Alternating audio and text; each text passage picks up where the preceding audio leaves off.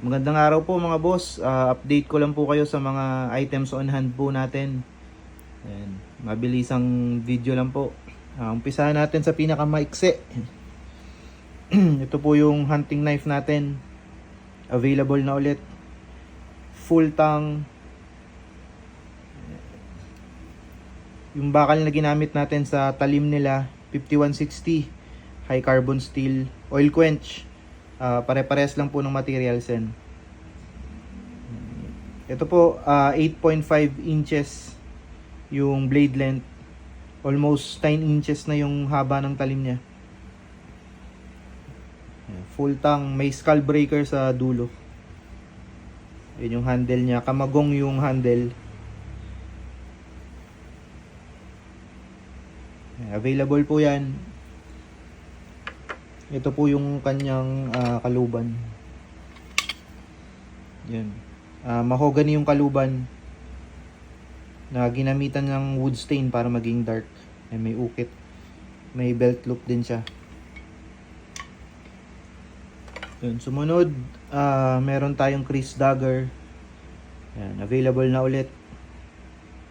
Chris Dagger natin. 13 inspired siya.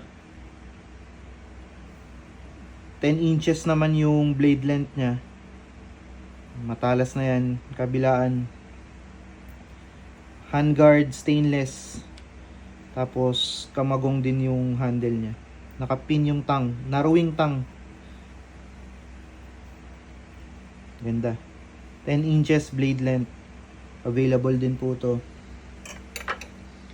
Next natin yung dahong palay. Matalas na po yan. Ito yung kapal niya. Mas mahaba siya. 12 inches yung blade length niya. 5160 oil quench. Yan yung handle niya. Kamagong. Tinned tang. Stainless handguard tsaka ferrule. Dahong palay. Available po yan.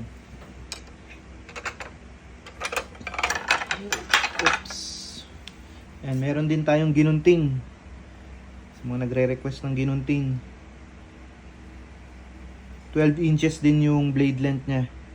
Same materials. Kamagong handle. Available yan. Ganda. Nilagay natin ng langis para iwas kalawang. Ito yung scabbard nung Chris Dagger pala. Yan. May ukit tsaka belt loop. Maganda pang koleksyon. Tapos ito yung scabbard ng yung dahong palay natin.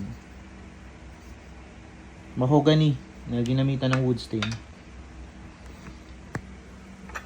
Yan. Meron din tayong itak Tagalog. 12 inches yung haba ng talim. Itak Tagalog natin, makapal. Yan. Medyo naiiba lang siya sa sa mga previous version ng itak Tagalog natin. Mas pinalapara natin yung dulo niya. Yan, so yung bigat niya nasa bandang dulo na. Para nakakadagdag ng power sa pag-chop, pagputol ng mga sanga-sanga. Yan, pwede yan. 5160 oil quench. Yun yung handle niya. Narrowing tang po. Ayan, namaya punasan natin sila. Lagyan ng langis. Ayan, yun lang po mga boss. Ito po yung mga available blades natin. Ayan, meron tayong hunting knife, Chris Dagger, dahong palay, ginunting, at saka yung itak Tagalog natin. Ayan. Medyo hawig siya sa kukri. Yan, nung nilapara natin yung dulo niya. Parang humawig siya sa kukri. Ganda. Yan, sa mga interesado po, PM lang po kayo sa Facebook page po natin.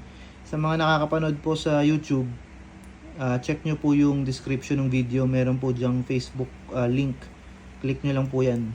Idedirekta na kayo sa Facebook page natin. Ayan, thank you mga boss. Mga gawang Pangasinan po to. Pero andito na po yung mga item natin sa Metro Manila po. Yan, nag-ship tayo via Lalamove kung within Metro Manila kayo. Kung outside Metro Manila naman po, via JNT po.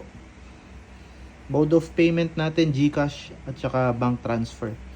Yan, thank you mga boss. Salamat po. PM na lang po sa mga interesado.